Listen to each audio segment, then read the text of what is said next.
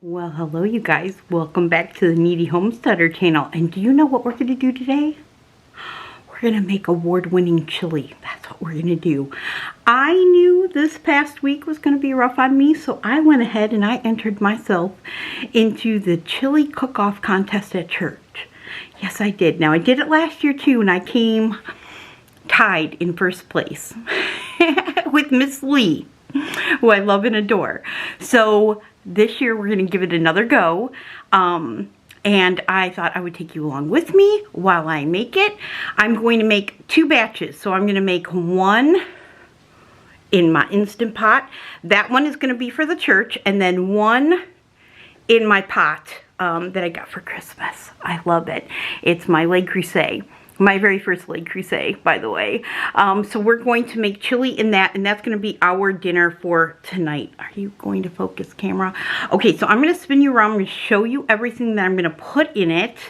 I'm going to be doubling it, though, because I'm going to be putting it in 2 different vessels.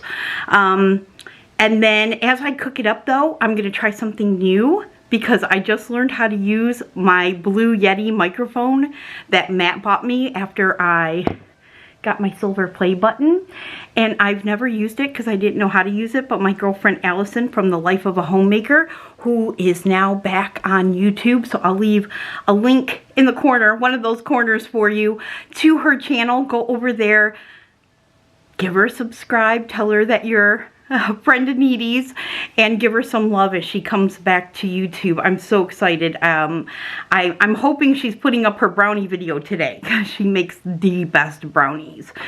So I'm going to try something different. I'm going to talk to you here, right? And I'm going to show you all of my ingredients, but then I'm going, as I cook, I'm going to do a voiceover. And we're going to test it out and see if I can do it. Maybe add a little music. I don't know. I'm just going to get creative and play.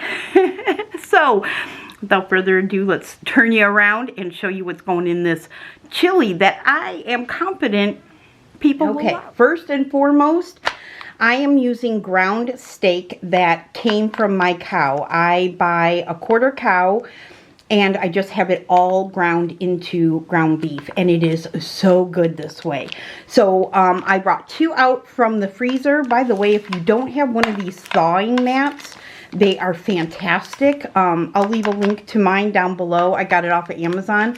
But if you need to thaw meat really quickly, this thing does it. It will thaw meat out in an hour or 2. It's fantastic. Also, I am using peppers. Unfortunately, like, this was the freshest peppers my local grocery store had. They had a lot of green peppers. They didn't have any of the colored peppers. So they only had like 1 package of the whole peppers with the 4 colors, and they were so soft. There's no way I couldn't do it. So I had to pay a little extra and get them pre-done, but at least I'll have all the colors in the chili, and I wanted that. We're going to be adding onions. I've got some sweet onions here. We're going to be adding garlic. I'm going to be adding Worcestershire. I don't know how to say it. I know you guys tell me all the time how to say it, and then I always forget. So we're going to add some of this, and then we're going to be adding the other meats we're going to be adding. I'm going to be adding some smoked kielbasa. I'm going to divide this in half and put one in one chili, one in the other, and then chorizo. Now, I'm not going to use all this chorizo, but I want a little pop of flavor in there. So I'm going to use 1 link of this and divide it into 2. And then half of it will go into the one pot, half the other. And then the other stick of chorizo I will save for a taco night. So now we're going to get to the seasonings. So now the seasonings I tweak, okay, as we go along. Because for some reason, you know, just depending on how you're cooking it, yeah, sometimes you got to tweak it. So we're going to start with some olive oil when I saute up the veggies and the sausage. Words are hard today. We're going to use some sugar. We've got some sweet paprika. Actually, I think that's my Spanish. That is my sweet.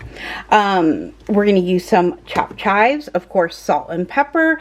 I like to use some red pepper flakes. We're going to add some chipotle. You don't have to add this if you don't want to, but I'm going to add a little bit.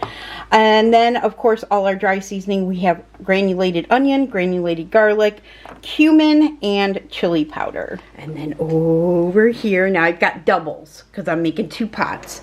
So we are going to be adding 2 cans of crushed tomatoes. I get these at Aldi. I love them. We're going to add 2 cans of tomato paste. We're going to add a can of, kind of like Rotel. I get this also at Aldi. This is the diced tomatoes with the green chilies. We're going to add a can of fire roasted tomatoes. I'm going to be adding 2 cans of pinto beans. These are my home canned ones, but you can buy them if you don't can your own. And then these are the things I still need to can. Black beans, we're going to add a can. We're going to add a can of dark red kidney beans. We're going to add a can of, oh, did I grab 2 of that? Yeah, I don't need that one. And I don't need this one. And then we're going to do, now these cannellini beans are so tender, and basically it's like a white kidney bean. I would put light red in if I had it. In fact, you know what I'm going to do? I'm going to put the organic in just because I want to get a little bit better there. Okay, so we're going to do the organic dark red, but I don't have the light red, so that's fine. What I'm going to do, I only have 1 can left of this, so I'm going to divide this in half and do half in one pot, half in the other. Same thing with this. I don't need a whole can in my chili, so we're going to do half cans, and I might not even use a half can. I might just use like a teaspoon. This is additional green chilies, and these are chipotle peppers. So that is going to go in. And then instead of water, if I need to, come on camera. Okay, and then instead of water, if we need to thin it down, we are going to use home canned onion stock. You can use, I wouldn't use chicken stock personally. I'd use a beef stock, but if you want, you can use a veggie stock. But this is why, you know, many people are like, Heather, what do you use the onion stock for? This is what I use it for. I use it in rice. Instead of using water when I cook my rice in the pressure cooker, I use onion stock. And when I make stuffing, even if you make stovetop stuffing, instead of water, use onion stock. It just adds so much more flavor to your dishes. Risotto, instead of water, use onion stock. Oh, it's so good. So I've got some onion stock out here. I just grabbed 2 jars for each pot, but we'll have to roll with it and see how I like it. I don't know. Every time I make chili, I make it a little different. So we're just gonna roll with it today, and tweak as we go. All right, so let me get you up on the tripod, and we'll start getting things cooking. Well, here we go, guys. Our very first voiceover. All right, so I was so excited about making this chili, I forgot to turn on the camera. So all I did is I added a couple of tablespoons of olive oil. I heated it up. I threw in some diced sweet onion, and I threw in my bell peppers. And I'm just giving this a quick little saute until they get nice and soft. Not very long, probably a couple minutes. Okay, and here I threw in a half a jalapeno pepper. I use the other half for the pot of chili that I'm making for the church. If you like it a little spicier, you can add a whole jalapeno. You can add a couple jalapenos if you want. My kids don't like it very spicy, so I only added a half of one. Okay, and now I'm going to go ahead and add the half of smoked kielbasa. I just chopped it up into little pieces, and I will saute this up with the veggies and just kind of sear it a little bit just to give it some extra flavor.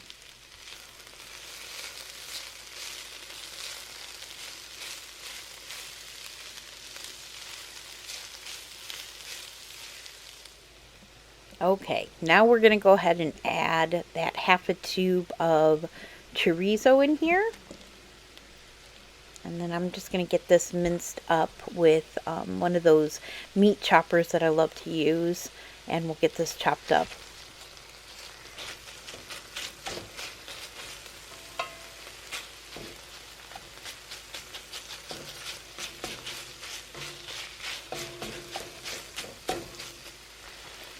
Okay, and now I'm going to get my ground hamburger in here, or my hamburger meat. Mine is more like a ground steak, but it's because I get everything ground into one. But ground round is what I would use. Ground sirloin if you want it even leaner. But we're going to get this in here. We're going to get this chopped up, and we're going to get it browned.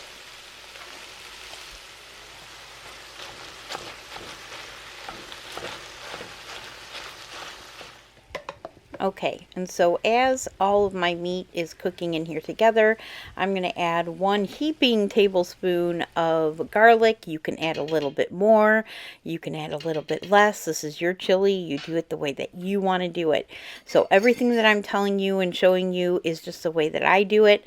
But chili is definitely kind of a preference thing. So however you like it.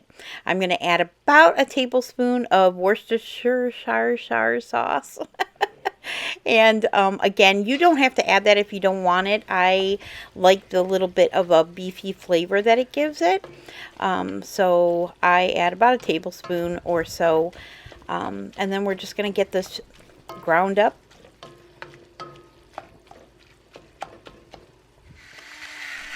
Okay, so while this meat is now cooking up, I'm just going to add some sea salt to it, freshly ground, and then I'm just going to add a little of freshly ground black pepper. I don't really measure this. I measure with love, you guys. So just a little salt and pepper just to flavor the meat as it cooks. Okay, so we're going to give it one more mash up. I like my meat in small pieces. I don't like big chunks. So we're just going to make sure there's no big chunks in here before we move on to the next step, which is just kind of getting it ready now for all of the tomato products. I always add all of my tomatoes in first, and then I add my seasoning.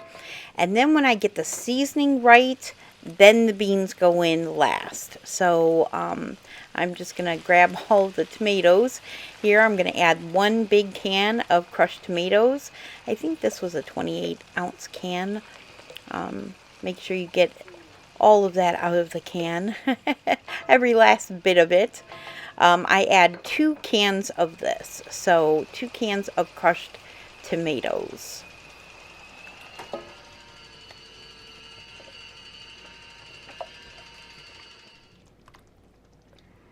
Now, I like a red chili, and I like my chili thick. So this all depends on you. You know, you can always thin it out with that onion stock. You could thin it out with water. Now I'm going to add a can of fire roasted tomatoes. This gives the chili such a nice flavor, you guys. If you don't use fire roasted tomatoes, just try it once and see what you think, but it just gives it such a good flavor. Okay, now we're going to add the tomato paste. I like the tomato paste because this is what kind of adds the thickness. It adds a lot of tomato flavor without a lot of juice. So I like to add the tomato paste. I'm going to get that in there, get that stirred up. Tomato paste is always a little stubborn. But as you're heating this up, the tomato paste will just dissolve. Alright, we're going to get that second can of tomato paste in there. These are those little 6-ounce cans. I use these the most, so I don't buy them in bigger cans. But if you make big pots of chili on the regular, you might want to get the little bit larger cans of tomato paste. Alright, we're going to stir that up. Get that heated up. I find doing it in this order the easiest. If you try to season your chili in the meat when you just have the meat and the vegetables, for me, you can never get the flavor right. But once you add the tomato products, now this is the diced tomatoes with the green chilies, and I'm just adding a half a can. I'm going to throw the other half in the church pot. If you like that, go ahead and add a whole one. But as I was saying, if you get the tomato products in there with the seasonings, you can get it just right. Okay, and now we've got chipotle peppers. Now, I don't like big chunks of chipotle peppers in my chili, so what I do is I take out a pepper so that I have some room to smash, and then I go ahead and I smash it with a spoon. And really what I want is I want the juices. I don't mind the seeds. They've got some seeds in there. I just like to mash it up and then add it that way. And this is totally up to you on how much you want to add. You could add the whole can, half a can. I add just a couple of teaspoons of it just so I have that flavor without making it too overwhelming. Again, I have littles that eat this, and if it's too spicy, they won't eat it. But I like the depth of flavor that the chipotle peppers give the chili. So we're just going to add that, and we're going to stir that in. Okay, and now I'm going to add some additional green chilies, just probably about a teaspoon or so. It's totally up to you. You want to add the whole can, you can. For me, when you're making chili, it's always better to start little and then start building up on it. And then just keep tasting it and tweaking it. And then you'll eventually get it. It took me a while to learn how to make homemade chili. When I first started, it just never seemed to be right. I know a lot of people add oregano. I do not like oregano in my chili, so I do not use it.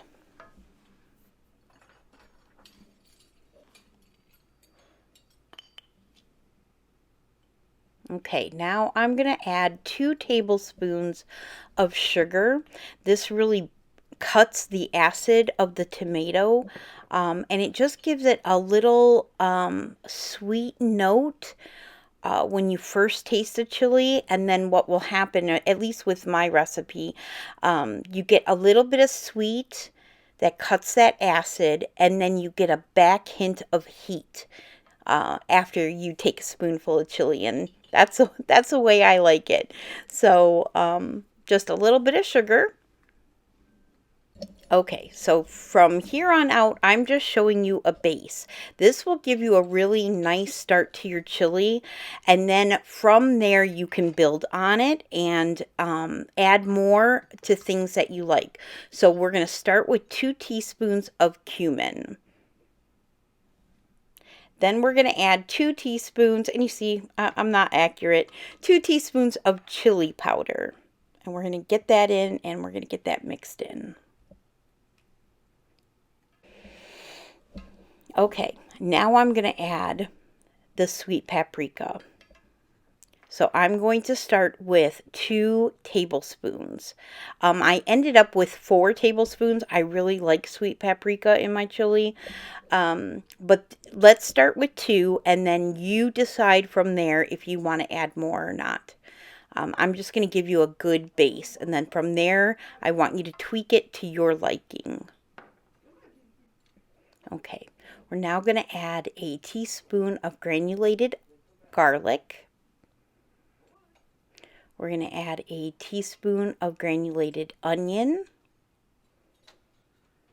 This is going to be a 1/4 teaspoon of chipotle powder. This is going to be some red pepper flakes. As many as you want to add. Like I said, measure with love. Just a little sprinkling. Remember, it's easier to add a little bit more than it is to take away. So now we're going to add some chopped chives. I'm not used to talking in a microphone. Okay, here we have some freshly ground sea salt. And then we're going to add the black pepper. I just think salt and pepper taste so much better when it's freshly ground. And then we're going to go ahead and give that a jus Zhuzh. Zhush zhush. Stir that in. Get it all in there together. Okay, and now we're going to take a clean spoon and we're going to give it a taste. Now it's kind of hard to determine the final outcome before it's had a chance to simmer and all the spices begin to blend together, but you can get a good base on where it is and how it tastes for you. Now I'm going to go ahead and add just a little bit more chili powder. This is where I start tweaking. So that was a good base, but now I'm going to start adding a little extra of this, extra of that. So I'm going to add a little extra sprinkle of cumin to this. Again, if you taste it, it might be perfect to you. But this is where I start playing around with it. This is where cooking is fun for me. So adding a little bit extra salt, a little extra pepper. And then I'm going to add some extra paprika to it. I'm going to sprinkle in a little extra granulated onion. A little extra granulated garlic. Okay, and then with another clean spoon, don't double dip, with another clean spoon, we're going to go ahead and give this another little taste, just so I can kind of see where we are with the seasonings. And we are good. We are good to go. And at this point, when I get the flavoring great, this is when we're going to go ahead and we'll start adding in the beans. Okay, so we're going to start with my home canned pinto beans. We're going to throw in the dark red kidney beans. Make sure you get everything out. I don't like to waste a single bean. I ended up adding 2 jars of pinto beans to this chili. There's my black beans. Again, it's always better to start with a little bit and then add as you go. And I'm going to add in half of the can of cannellini, and I'm going to save the other half for the church chili. And then I'm going to get all that in and I'm going to stir it all in. Now, if you want it with more beans, feel free to add more beans. If this is too many beans for you, go ahead and choose which ones you don't want to add. I cannot emphasize enough the joy of cooking, especially from scratch, because when you cook from scratch, you have total control over what you put in your food. So this is where you can custom make it the way you and your family like it. So, you know, when I started storing beans in my pantry, I didn't know what to do with them. This was a good way to start. Using all different kinds. My mom only used red kidney beans in chili. She never used anything else. So, play around with it. Add some different beans. You'll never know what you like unless you give it a try. So chili is a great way to try out new beans and see if you like them.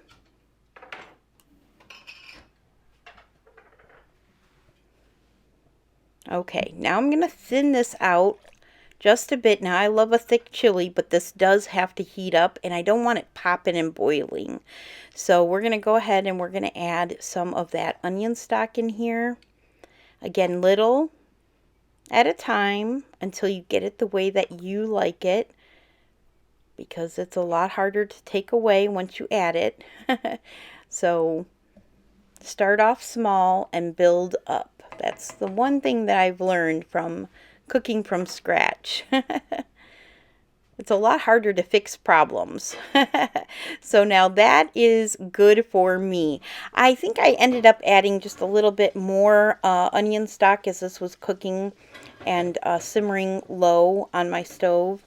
But I definitely want to kind of bring this to a boil a little bit before I top it off with the lid. And then I set it to low and I just let it go, you know, low and slow and let it simmer and let all those flavors kind of melt together. Okay, so I'm going to give this another stir. Again, if you don't like your chili this thick, you can add more onion stock or water if you're using water. But we like a good thick red chili here. Beany. Beany and meaty. And then I'm going to just give you a little bit of a better view here. And give this a stir.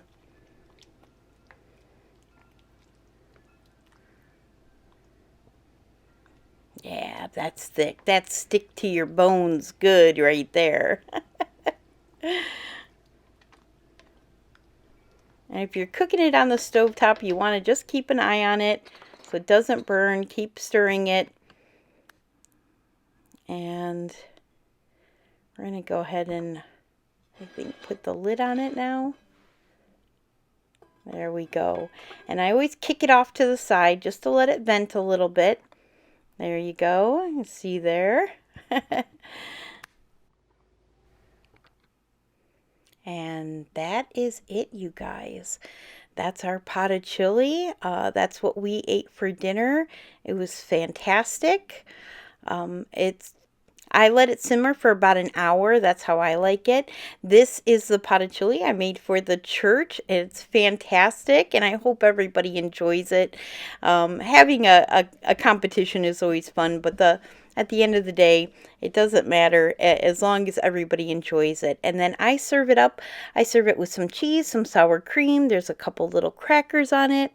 A hot dog is what we had with ours. So hot dogs and chili on a snowy, cold Saturday night. And it was fantastic. I hope you guys give this a try. Let me know if you do. I hope you enjoyed the voiceover. This was a lot of fun to do. I love you guys so much, and thank you so much for hanging out with me, and I'll see you soon, you guys. Bye.